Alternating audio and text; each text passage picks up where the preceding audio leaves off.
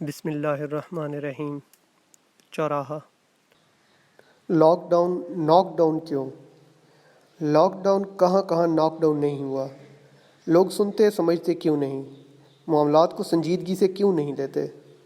لوگوں کو نہ اپنی زندگیوں کی پرواہ ہے نہ دوسروں کا خیال۔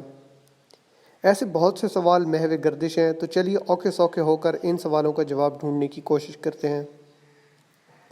ہوا غالباً یہ ہے کہ ابتدائی قائدین خصوصاً بابائے قوم کے بعد ہم پر زیادہ تر مسلط ہی وہ لوگ رہے ہیں جو قوم کو تعلیم یافتہ، باشعور، متوازن، مہذب، منطقی، منظم اور حقیقت پسند دیکھنا ہی نہیں چاہتے تھے۔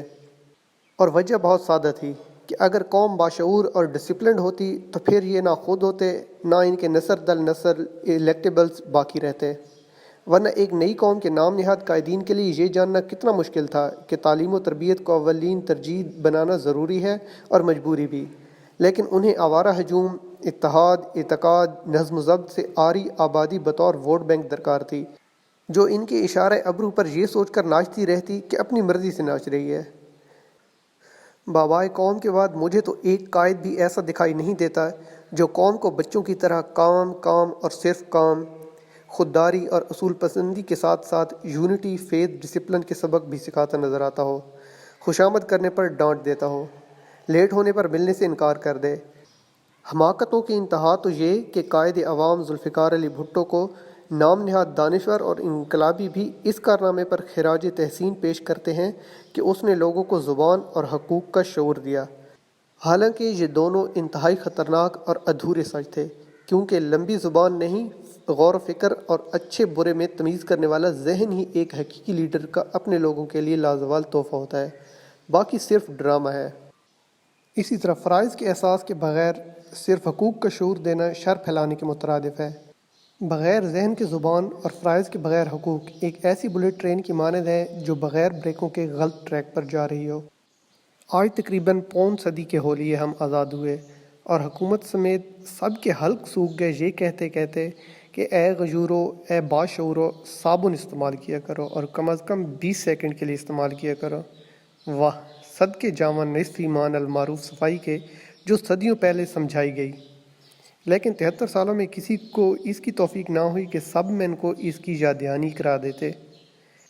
کتنوں نے بتایا کہ نماز کا ایک اہم ترین سبق تنظیم، ترتیب اور ڈسپلن بھی ہے، جسے پوری زندگی پر محیط ہونا چاہیے کہ بقول علامہ مشرقی نماز تو شروع ہی مسجد سے باہر ہوتی ہے، وہ وضو ہی کیا جو آنکھوں سے لے کر روحوں تک کو صاف نہ کر دے۔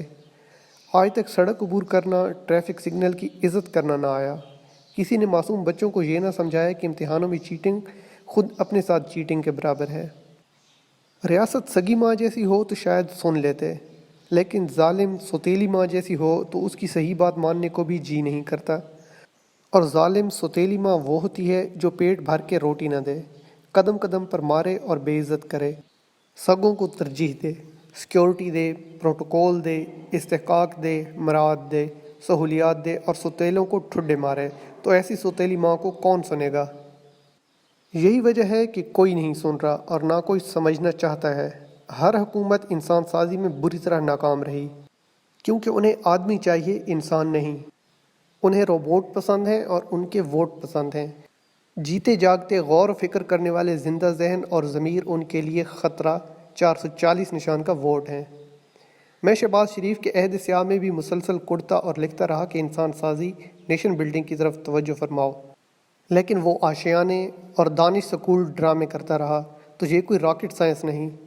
علم ان کو بھی ہوگا کہ لیڈرشپ ہے ہی آدمی کو انسان بنانا، لیکن انسان ان کے بارے میں ہی نہیں، ورنہ یہ منہ اور مسور کی دال کے اوسط درجہ کا آدمی 3 بار وزارت عظمیٰ کے بعد بھی کہے ایک واری فیر شیر۔ 72 سال میں شرح خواندگی معیاری خواندگی کے ساتھ 100% ہوتی تو میں دیکھتا کہ کون لاک ڈاؤن کی دھجیاں بکھیرتا اور کن کو دن رات صابن کا استعمال سمجھانا سکھانا پڑتا۔ رب خیر کرے یہ اذیت ناک مرحلہ جلد ختم ہو اور حکمرانوں کو ہوش آئے کہ قیادت کا تو مطلب ہی انسان سازی ہے۔ اللہ کا سچا نائب آدمیوں کو انسان بناتا ہے، اور یہی میرے آقا صلی اللہ علیہ وآلہ وسلم کی عظیم ترین سنت ہے۔